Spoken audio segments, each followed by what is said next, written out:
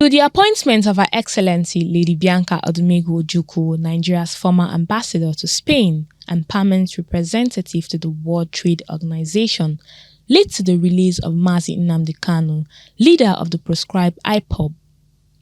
Will it bring about the demilitarization of the southeast zone of the country and put an end to the insecurity in the zone?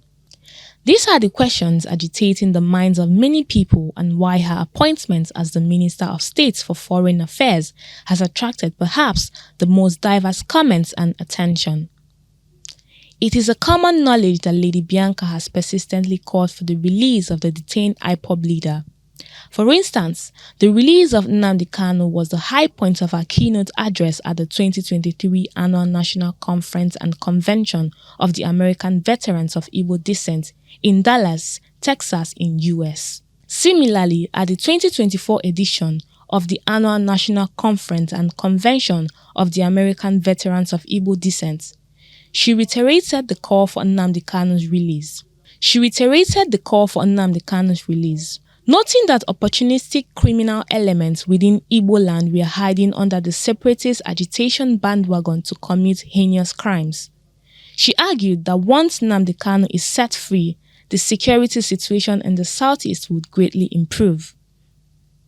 Many see her appointment as both interesting and intriguing. Given the security screening that precedes a ministerial appointment, it is safe to argue that President Tinubu is aware of Lady Bianca's campaign for the release of Nnamdi Kanu.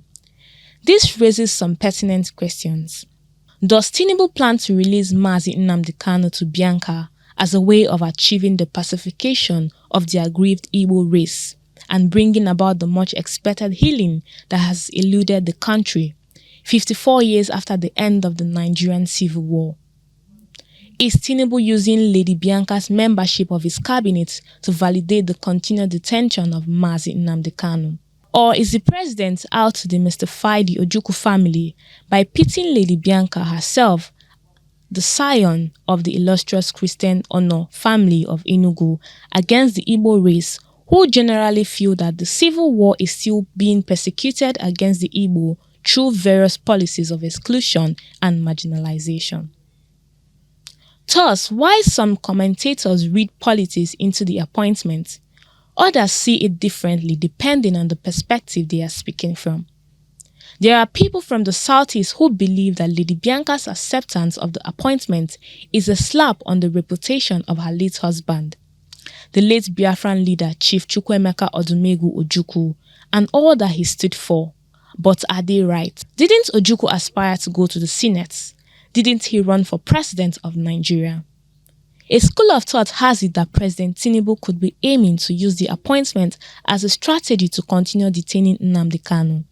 Despite the divergence of opinions about the appointment, no one seems to dispute the qualification of the highly cerebral diplomat and ex-beauty queen for the job. It's a very good and bold step for a president to think. I never even thought the president will go that far to pick a minister, because it's a very good step.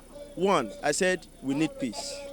It's a good thing. The appointment of Lady Bianca Ojukwu is not far from one of the ways the Nigerian government, the Nigerian state, is trying to include the Igbos at the national hem of affairs. So bringing, the Igbos is by appointing them into governance, and the appointment is also one of the ways of settling this issue of marginalization. Her acceptance of the appointment is a step in the right direction to appease the claim of marginalization of the Igbos. One of the issues the Igbos are raising is that they have not been part and parcel of governance of the Nigerian state, especially at the national level. I think accepting that position as a minister for state for foreign affairs is a nice development.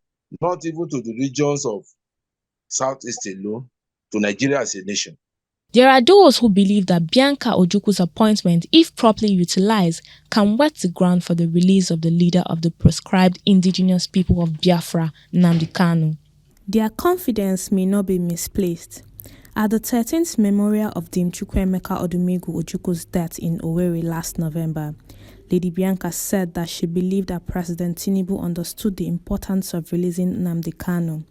She argued that Nnamdi Kanu's release would expose the criminal elements who have been hiding under his detention to perpetrate heinous crimes in the southeast. If she was able to work well, I think she can have a boldly step to agitate for the release of the Nnamdi Kanu. For Bianca, and I believe if she can make a stand, she's in area to fight for the release of Nnamdi Kanu. Bringing her close, she will have the opportunity, to speak to power, because you can't be far from the center of power. If you're far from power, how do you make your demands known? How do you have access to the corridors of power? It's by being close. So her appointment gives her the opportunity. I think she will be in a better position to demand for the release of Nnamdi Kanu. Joining the Tinubu government now, at least we're able to more influence to the Southeast people. Sometimes when you are not in a government, it's very difficult for you to influence a lot of things. A lot of things are going wrong, not even only in the Southeast, to all the regions. I think for being there, we're able to get access to the presidents and make things possible. If you are outside and you are crying, it's very difficult. Most of those things, President may not be aware. But if it's that government, you can walk to him and say, look, this is what my people want. Having that appointment now is going to put more influence, on Nnamdi Kanu release anyway. More importantly for Bianca Ojukwu now is to deliver on the renewed hope agenda of the President Tinubu to show that the Southeast has something to bring to the national table.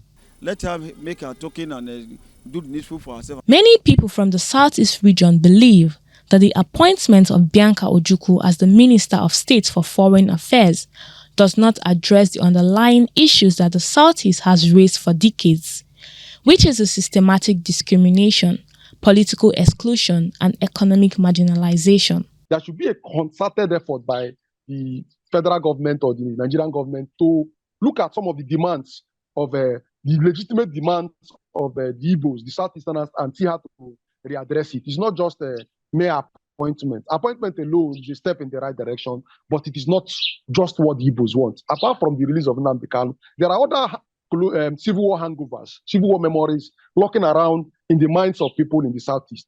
So the federal government should, apart from this appointment, do more to appease their grievances and their agitations. As this saying goes, the future is pregnant. What it will deliver is left in the wombs of time. So it is with what Bianca in her new role can do for the Southeast and by extension Nigeria by her new appointment.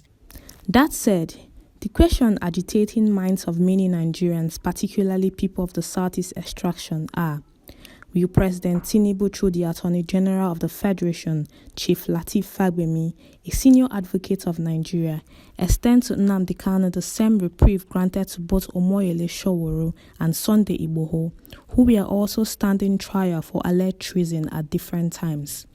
Will President Tinubu emulate the late President Omar Musa Yar'Adua, who by granting amnesty to the Niger Delta militants, restored calm to the turbulent waters of the region by ordering Nnamdi Kanu's release either as a Christmas or New Year gift, a situation that could substantially douse the tension in the region and restore confidence in the government? Will he release Nnamdi Kanu as a reciprocal gesture for the confidence that Lady Bianca has expressed in him, thereby ensuring that the reputation of the minister is not tarnished? The answer to these questions lay squarely in President Tinubu's powerful hands. Stella Carlo, reporting for True Vision Online TV.